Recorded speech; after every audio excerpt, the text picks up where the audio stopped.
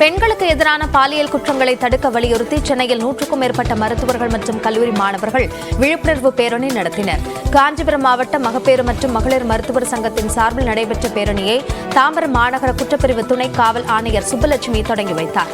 கருப்பு நிற T shirt அணிந்து கலந்து கொண்ட பெண்கள் அவர்களுக்கு எதிரான குற்றங்களை தடுக்க வலியுறுத்தி கைகளில் பதாகைகளை ஏந்தி விழிப்புணர்வு ஏற்படுத்தினர். திருப்பூரைச் சேர்ந்த அரசு பள்ளி மாணவி மாநில அளவிலான இலக்கிய போட்டியில் வெற்றி பெற்று வெளிநாடு செல்லும் வாய்ப்பை பெற்றுள்ளார். திலகர் நகரைச் சேர்ந்த தர்மராஜ் என்பவரின் 12 வயது மகள் அபர்ணா வேளம்பாளையத்தில் உள்ள நடுநிலைப் பள்ளியில் 7ஆம் வகுப்பு பயின்று வருகிறார். இவர் பள்ளி அளவில் 6 கட்டங்களாக நடந்த இலக்கிய போட்டிகளில் வெற்றி பெற்று சென்னையில் பிப்ரவரி 29ஆம் தேதி நடைபெற்ற இறுதிப் போட்டியிலும் வென்றார். இதன் மூலம் அபர்ணா உள்ளிட்ட வெற்றி பெற்ற மாணவ மாணவிகள் பள்ளிக்கல்வித்துறை அமைச்சர் அன்பில் மகேஷுடன் வெளிநாட்டிற்கு சுற்றுலா செல்லும் வாய்ப்பை பெற்றுள்ளனர். ஆசிரியர்களின் ஊக்கத்தினால் மட்டுமே இந்த வெற்றி சாத்தியமானதாக மாணவி அபர்ணா ஸ்ரீ மகிழ்ச்சி பொங்க தெரிவித்தார்.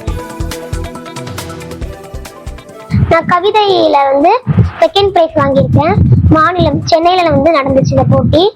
இந்த போட்டியோட பிரைஸ் வெளிநாடு சுற்றுலா, கல்வி அமைச்சரோட வெளிநாடு சுற்றுலா செல்ல எனக்கு வாய்ப்பு கிடைச்சிருக்கு. என்னை என்கரேஜ் பண்ண எல்லா டீச்சர்ஸ்க்குமே நன்றி. நான் ரொம்ப சந்தோஷமா இருக்கேன். ஏன்னா என்னால சொல்ல முடியுமான்னு இருந்த இடத்துல நான் சொல்லி பிரைஸ் வாங்கினது எனக்கு ரொம்ப சந்தோஷமா இருக்கு, மகிழ்ச்சி.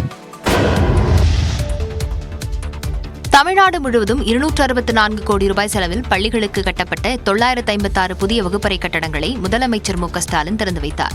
மேலும் தகைசால் பள்ளிகளில் புனரமைக்கப்பட்ட பள்ளி கட்டடங்கள், 12 ஆய்வக கட்டடங்களையும் தலைமைச் செயலகத்திலிருந்து காணொலி வாயிலாக முதல்வர் திறந்து வைத்தார். 114 கோடியே 29 லட்சம் ரூபாய் மதிப்பீட்டில் 26 மாவட்டங்களில் உள்ள 106 அரசு உயர்நிலை மற்றும் மேல்நிலை பள்ளிகளில் கட்டப்பட்டுள்ள 515 வகுப்பறை கட்டடங்களை திறந்து வைத்த மாண்புமிகு தமிழ்நாடு முதலமைச்சர் அவர்களுக்கு நெஞ்சார்ந்த நன்றி.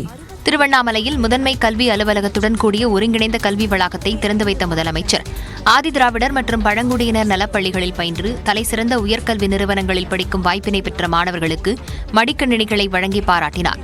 இதேபோன்று திண்டிவனத்தில் கிளைச்சிறை கட்டடம் மற்றும் செங்கல்பட்டு மாவட்ட சிறைச்சாலையில் அமைக்கப்பட்டுள்ள கூடுதல் கட்டடம் ஆகியவற்றை முதலமைச்சர் மு.க.ஸ்டாலின் திறந்து வைத்தார். குற்ற செயலில் ஈடுபடாமல் வாழ்வதற்கு வழிவகை செய்கிறது. இக்கட்டடங்களை திறந்து வைத்த மாண்புமிகு தமிழ்நாடு முதலமைச்சர் அவர்களுக்கு நெஞ்சார்ந்த நன்றி.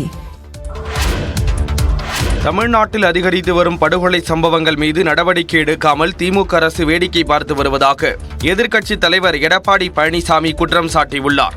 இது தொடர்பாக அவர் வெளியிட்டுள்ள அறிக்கையில், காவல்துறையினரை சுதந்திரமாக செயல்பட விடாதது நாள்தோறும் நடக்கும் கொலை சம்பவங்களின் மூலம் நிரூபணமாவதாக குறிப்பிட்டுள்ளார்.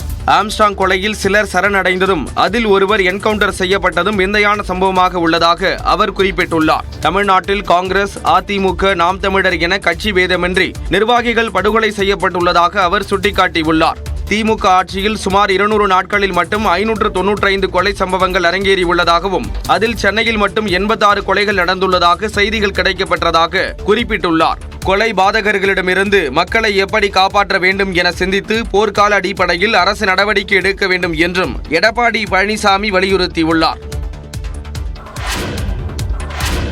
மக்களவை தேர்தல் முடிவுகள் மற்றும் கட்சியின் அடுத்த கட்ட நடவடிக்கைகள் தொடர்பாக அம்மா மக்கள் முன்னேற்றக் கழக மாவட்ட செயலாளர்கள் கூட்டம் வரும் 24ஆம் தேதி தேனியில் நடைபெற உள்ளது. டிடிவி தினகரன் தலைமையிலான அம்மா மக்கள் முன்னேற்றக் கழகம் அண்மையில் நடந்த மக்களவைத் தேர்தலில் பாரதிய ஜனதாவுடன் கூட்டணி அமைத்து 2 தொகுதிகளில் போட்டியிட்டது. தேனி மக்களவை தொகுதியில் களமிறங்கிய டிடிவி தினகரன் திமுக வேட்பாளர் தங்க தமிழ்ச்செல்வனிடம் தோல்வியடைந்து 2வது இடம் பிடித்தார்.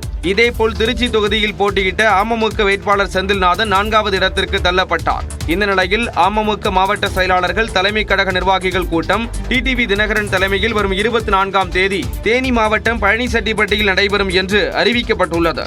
மக்களவை தேர்தல் தோல்விக்கான காரணம் குறித்து கூட்டத்தில் விரிவாக ஆலோசிக்கப்படும் என தெரிகிறது. மேலும் அடுத்த கட்ட நடவடிக்கைகள் தொடர்பாகவும் ஆலோசனை மேற்கொள்ளப்படுகிறது.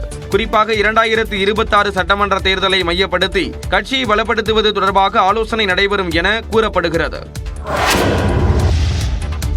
உத்தரப்பிரதேச ரயில் விபத்து சம்பவத்தில் பெட்டிகள் தடம் புரளும் முன்பாகவே வெடிச்சத்தம் கேட்டதாக கூறப்படும் நிலையில் ரயில் விபத்து திட்டமிட்ட சதிச் செயலா என கேள்வி எழுந்துள்ளது.